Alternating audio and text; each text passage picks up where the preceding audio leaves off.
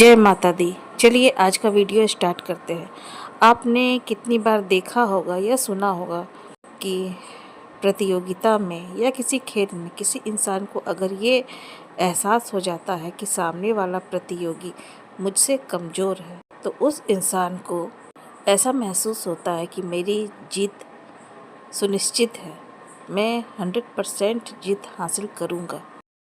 खुद की ताकत पे नहीं बल्कि सामने वाले की कमजोरी देख करके खुद के विजय होने का अनुमान इंसान लगा लेता है। लेकिन कभी कभी परिस्थितियाँ ठीक उल्टी हो जाती हैं।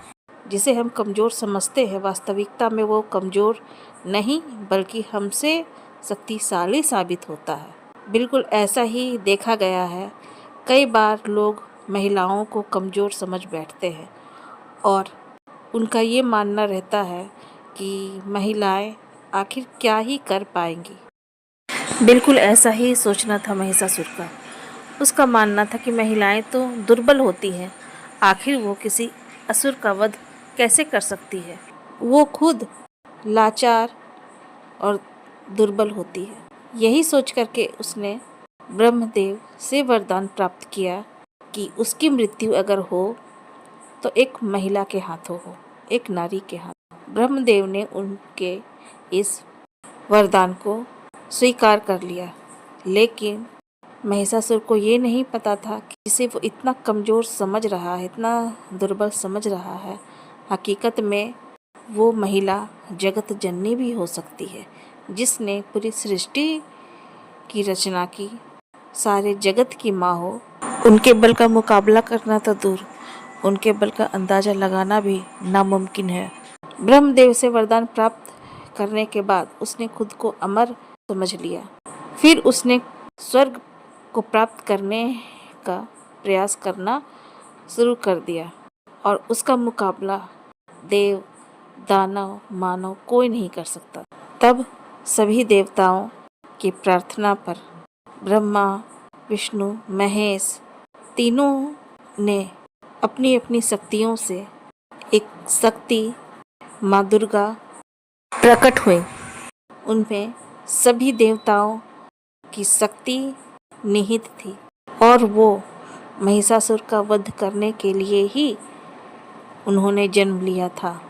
तब महिषासुर से जब उसका मुकाबला हुआ तो महिषासुर को ऐसा लगा कि ये आखिर मेरा वध कैसे कर पाएगी, ये तो एक नारी है।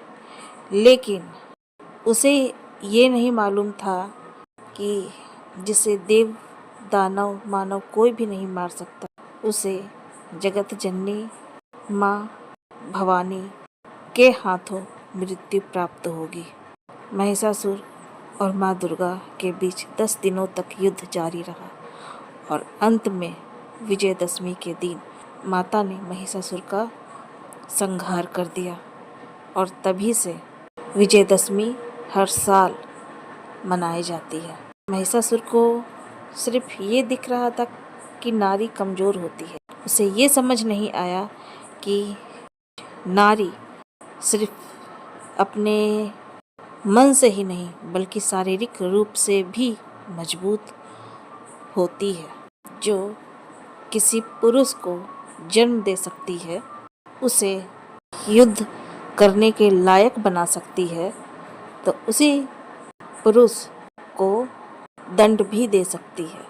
तो महिषासुर की नासमझी की सजा उसे मिल गई और इस सारे संसार को ये समझ में आ गया कि नारी एक माँ बनके बच्चे को संभालती है, घर की लक्ष्मी बनके घर को संवारती है, पति का सहारा बन उसके हौसले को बढ़ाती है। लेकिन जब परिवार पे कोई विपत्ति आए तो वो दुर्गा की तरह उस मुसीबत का सामना भी कर सकती है। तो आज का वीडियो यहीं समाप्त करती हूँ। उम्मीद है आप लोगों को मेरा ये वीडियो पसंद आया हो। आप सभी को नवरात्रि की ढेर सारी शुभकामनाएं। तो मिलते हैं नेक्स्ट वीडियो में, तब तक के लिए धन्यवाद। जय माता दी।